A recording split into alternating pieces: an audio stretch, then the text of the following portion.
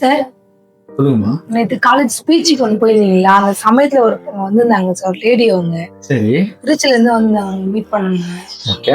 அவங்க பையன் 19 வயசு பையனா சார். மதுவுக்கு அடிமையாயிட்டாங்க. அப்படியே அழுத தேம்பிட்டே இருந்தாங்க. ரொம்ப கஷ்டமாயிடுச்சு. மதுக்குமே ஒரு தீர்வே இல்லைங்களா சார்?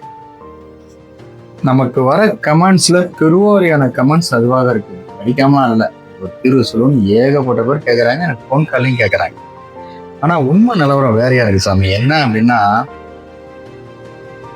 அதுக்கு தீர்வே இல்லைன்னு தான் நான் சொல்லுவேன் கிட்டத்தட்ட. ஆனா அது ஒரு உளவியல் இருக்கு. அந்த உளவியல் என்ன சொல்லுது அப்படின்னா, தன்னம்பிக்கைன்ற ஒரு வார்த்தை இந்த இடத்துல தப்பா பயன்படுது. பெருவாரியா மது சாப்பிட்றவங்க என்ன நினைக்கிறாங்கன்னா, நான் ஜாலிக்காக இதை கையில வச்சிருக்கேன் அல்லது இந்த காரணத்திற்காக கையில வச்சிருக்காங்க. அவங்க என்ன தப்பா கருதுறாங்கன்னா, நான் எந்நேரமே இதை கீழே வச்சிருவேன் அப்படின்னு அவங்களா நினைச்சுக்கிறாங்க. ஆனா உண்மை நிலவரம் தானா, அவங்களாம் எங்களுக்கு அடிமை. அவங்களால இதுக்கு ரெக்கவரி ஆக முடியாது. இத அவங்க உணர்ந்தாங்கன்னா, அவங்க மனசாட்சி உள்ள சொல்லிச்சு அப்படின்னா, உன்னால வைக்க முடியாதுன்னா அதுக்கு எதிர்வினை ஒண்ணு உருவாகும். அந்த எதிர்வினை உருவாச்சுன்னா அவங்க கீழே வைப்பாங்க. ஆனா இது அவங்க உணரணும்.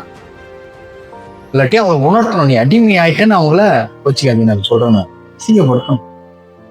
அப்படின்னா மட்டும்தான் பல பேர் கீழே வைப்பாங்க. கீழே வச்சா குறையறதுக்கு வாய்ப்பு இல்லை. அந்த அம்மாவோட ஃபோன் நம்பர் எனக்கு அனுப்புங்க, நான் பேசிப்பாங்க. ரைட்மா. Okay, thank you sir.